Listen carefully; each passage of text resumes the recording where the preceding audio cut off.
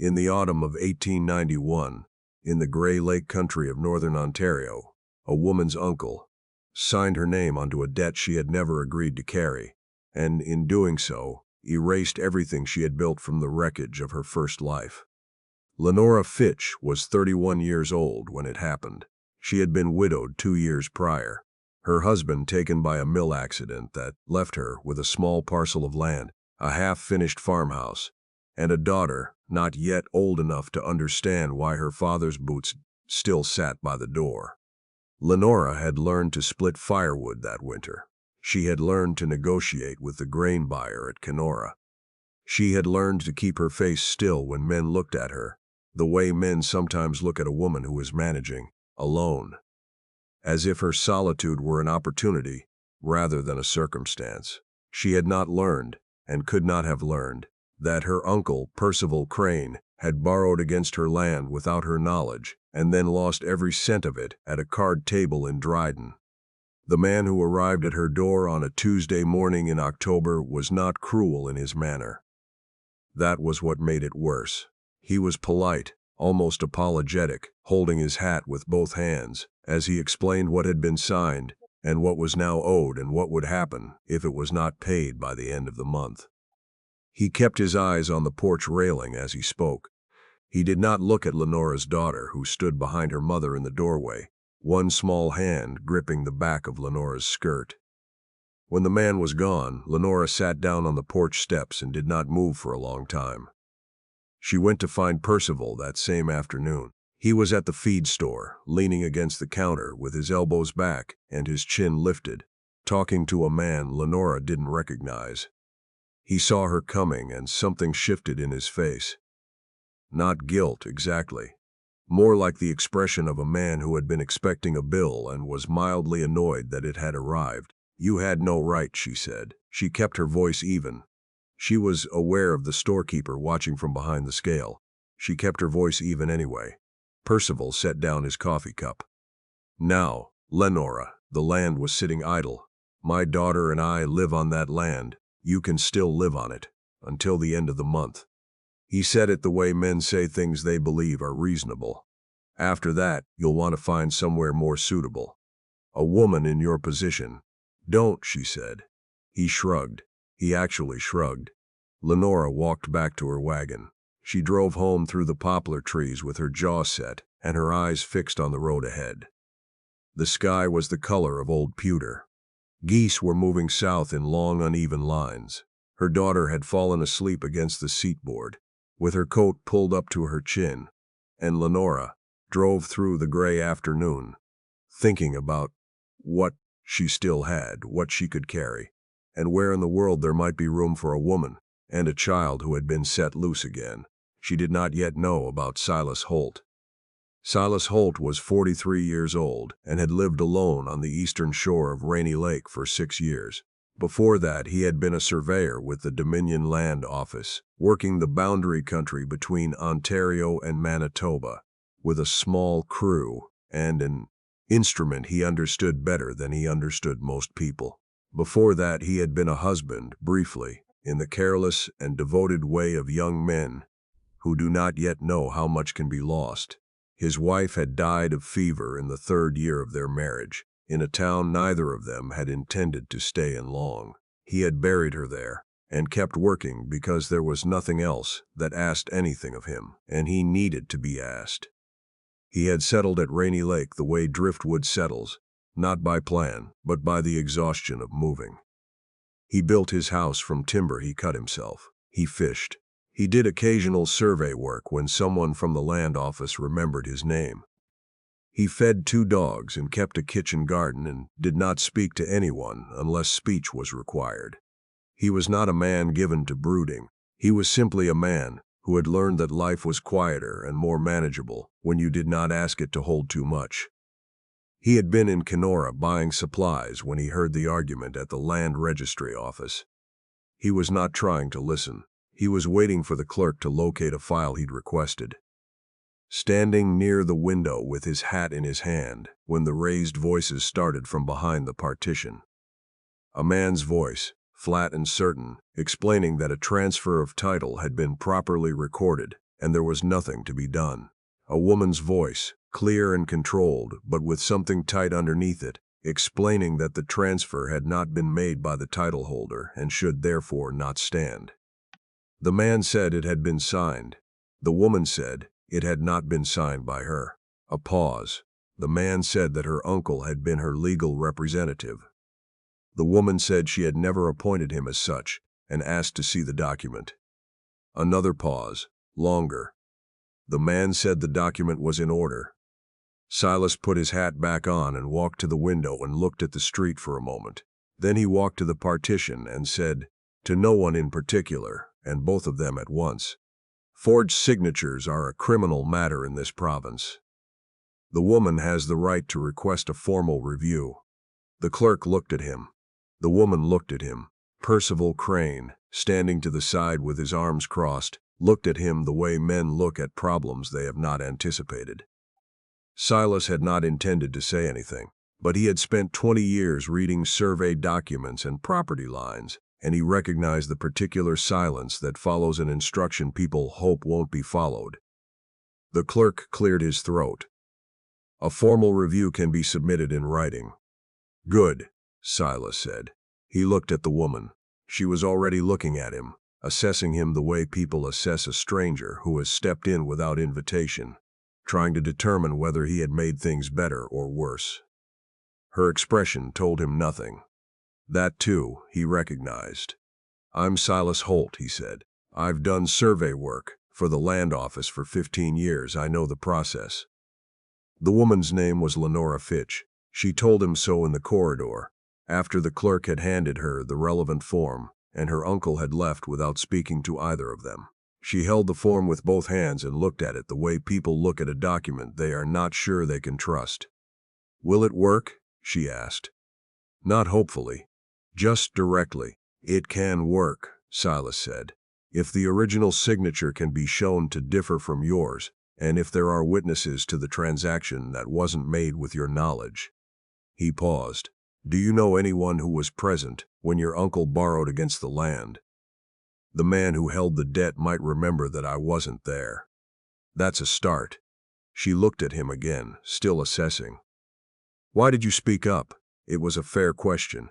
He considered it honestly. "Because the clerk was going to let it pass and he knew better," he said finally. "And I happen to know better too." She nodded. She did not thank him yet. He didn't expect her to. She filed the formal review that afternoon. Silas waited in the corridor, not because she had asked him to, but because he had offered to explain the process to the clerk on her behalf, and she had not said no. It was already late when they came out of the registry office into the flat October light. Her daughter was waiting on the wagon seat, a small girl with her mother's straight posture and a book open in her lap that she had apparently been reading rather than growing anxious. She looked up when they appeared. "Is it fixed?" the girl asked. "Not yet," Lenora said, "but it might be." The girl looked at Silas with the frank evaluation of a child who has learned to take people's measure early. "Did you help?" "A little," Silas said. The girl considered this and returned to her book. Lenora climbed up beside her and took the reins. She looked at Silas standing below on the road. "Where are you headed?" "Back east," he said. "Rainy Lake. That's a long way." "It is. The road through Amosford is better in dry weather." She said it without inflection, as if offering information and not an invitation. "I know it," he said. He touched his hat and turned toward where his horse was tied. He did not expect to see her again. The review could take weeks, and the outcome was not guaranteed, and he had no particular reason to be involved further.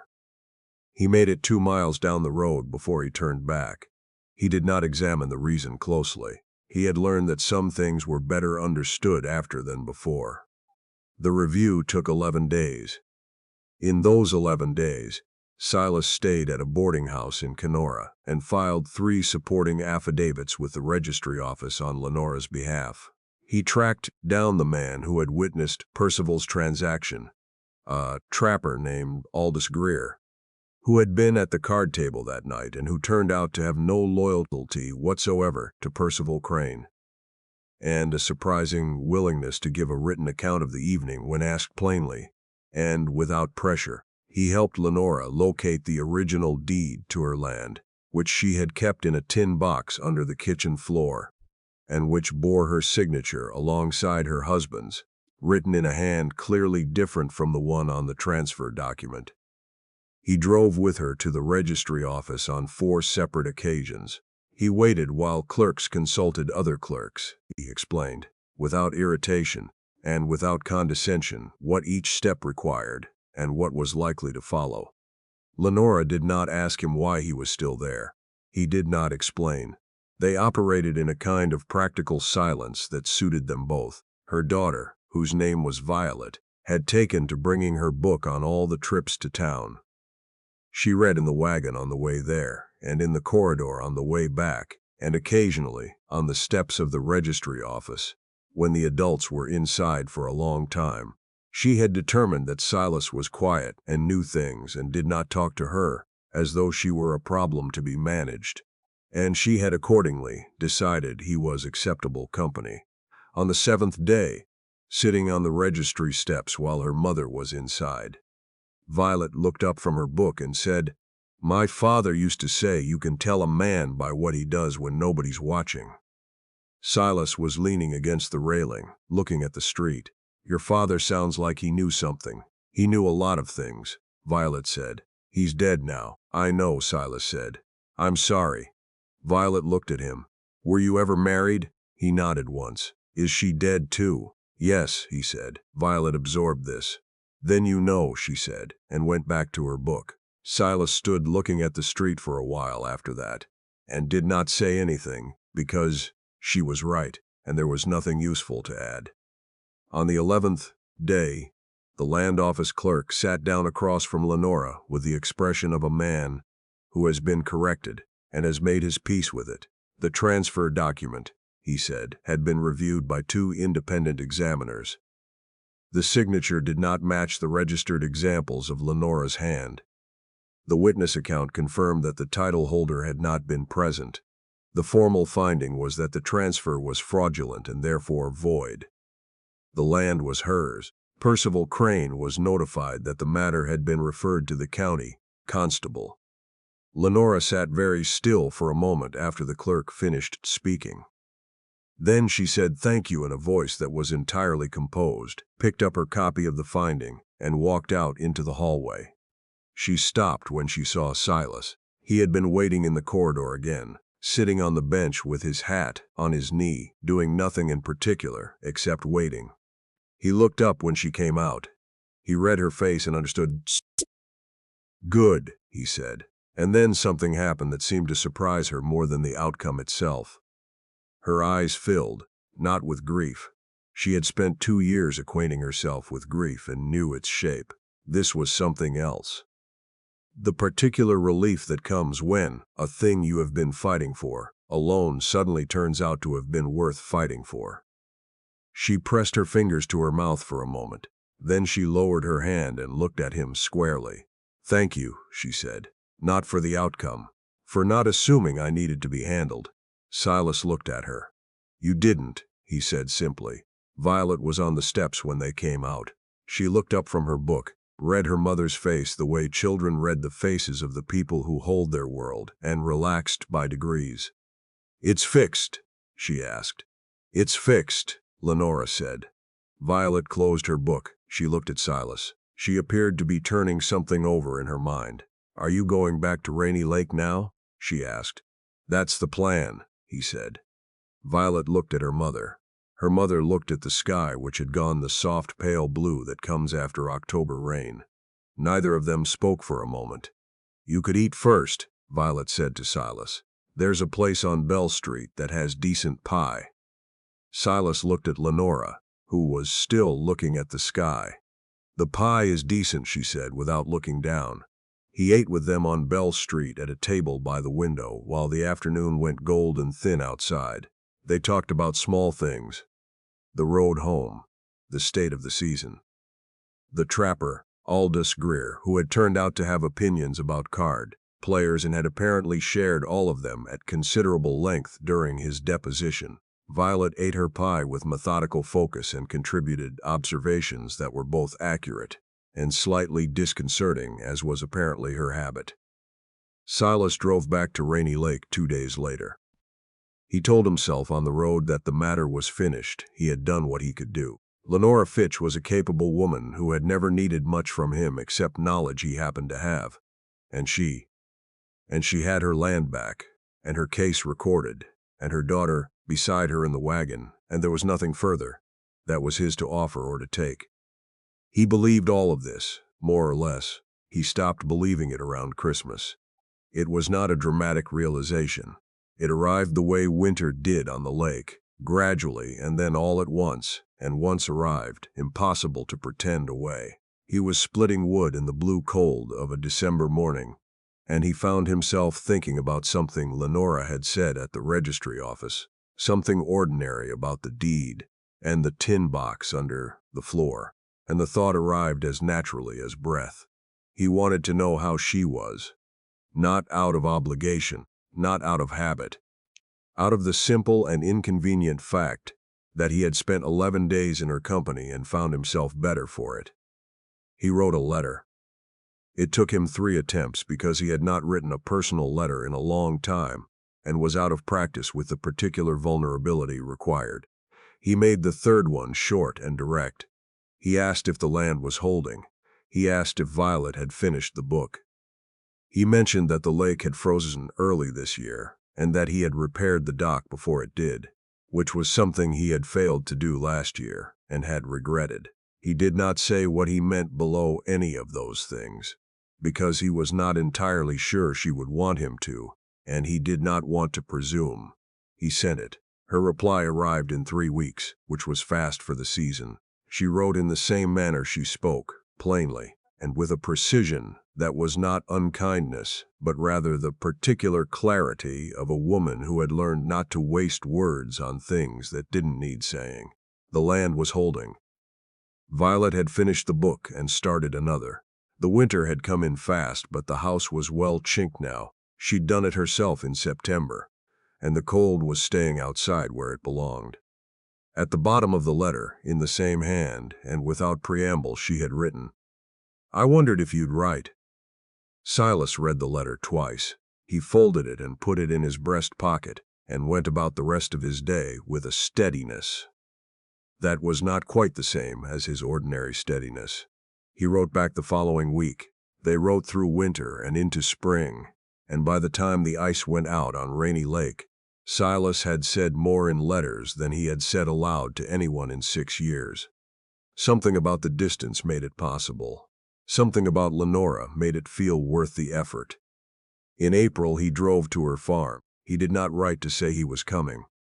He was not sure how to write that without making it a larger thing than he could be confident it was, and he was a man who preferred to let actions speak plainly rather than announce themselves.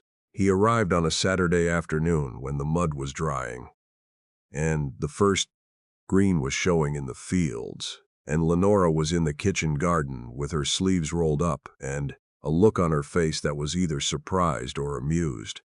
He could not tell the difference yet, and it occurred to him, pulling up to the gate, that learning the difference might be one of the better projects available to him.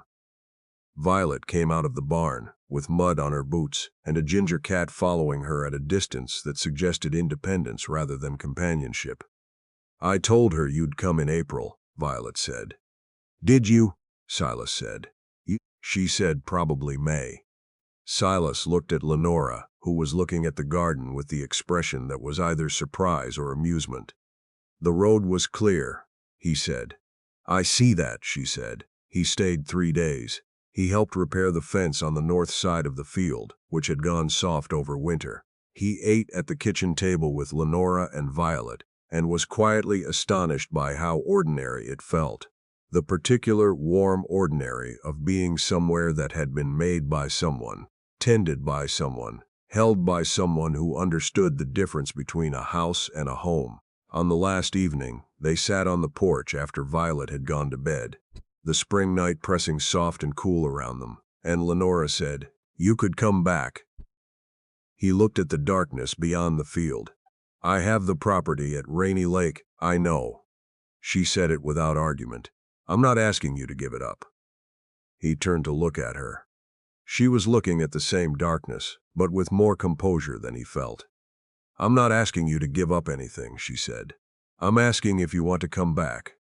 He had been alone for 6 years by design, not by despair. He wanted to be clear about that, at least to himself, but by the careful management of a life that had learned not to reach too far. He had kept himself in the dimensions that felt manageable. Small demands, moderate satisfactions. A life that asked little and received accordingly. He looked at Lenora Fitch, who had kept her land and her name and her daughter and her dignity through a thing that would have reduced a great many people to something lesser. Who wrote letters in straight, clear sentences. Who had a kitchen garden and a daughter who read books on courthouse steps and a ginger cat that kept its own counsel. Yes, he said. She nodded once. Not a nod of relief, a nod of decision. The seasons passed. Silas kept his property at Rainy Lake, but came to the farm for the planting and the harvest and the long, slow weeks in between when there was fence to repair and wood to put up and a small person who had decided she was going to teach herself to identify every bird in the Ontario bush and required a second opinion. Disputed cases. He was not Violet's father, he did not try to be, but he was present and consistent and willing to stand outside in April drizzle, while Violet pointed to a distant shape in a poplar and argued for cedar waxwing, while Silas quietly maintained it was a waxwing of an entirely different variety. And they were both right in their own ways, which was perhaps a reasonable metaphor for most things. Lenora never asked him to be more than he was. That, he came to understand, was its own form of extraordinary. There was a morning, a June morning in the second year, when the fields were up, and the light was long, and Violet was somewhere near the creek with her bird book. When Silas was mending a section of gate, and Lenora brought him coffee without being asked and set it on the fence post, and stood beside him for a moment, without speaking, watching the field. You're still here, she said. Not a question. An observation offered with some quiet wonder. I'm still here, he agreed. She looked at the field for another moment. Good, she said, and went back to the garden. He drank his coffee and went back to the gate. The morning moved around them, unhurried and unheld. Somewhere near the creek, Violet had apparently found something that required urgent annotation. The summer went on, warm and plain, and full of the small good things that do not announce themselves but accumulate quietly into something that can be trusted. Years later, people in the county remembered the business with the land registry only vaguely. Something about a forged signature and a wretched signature, and an uncle who had moved away in embarrassment, and a woman who had held her ground. What they remembered more clearly was the farm on the eastern road, the smoke from the chimney, the girl who grew up reading everything in the Kenora library and then some, and the quiet man who drove in from the lake every few weeks and always left later than he had planned. They remembered, too, that he never came empty-handed, not in the showy way. In the way of a man who pays attention. A good hinge for the barn door, a length of rope cut to the right size, once a book he had seen in a shop window and thought Violet would argue with and had been correct. What was owed between them was never tallied. It did not need to be. It was the kind of account that balances itself, slowly and without drama, in the way of things that are built to last rather than to impress. Lenora Fitch had not needed rescuing. She had needed the law to function, and a man who knew how to make it function, and the space afterward to choose what came next without anyone choosing for her. She had chosen, and what she chose, she kept. The land and the daughter and the life she had made from what remained, and the man who had learned, 6 years too late and not a moment too soon, that some things are worth making room for after all.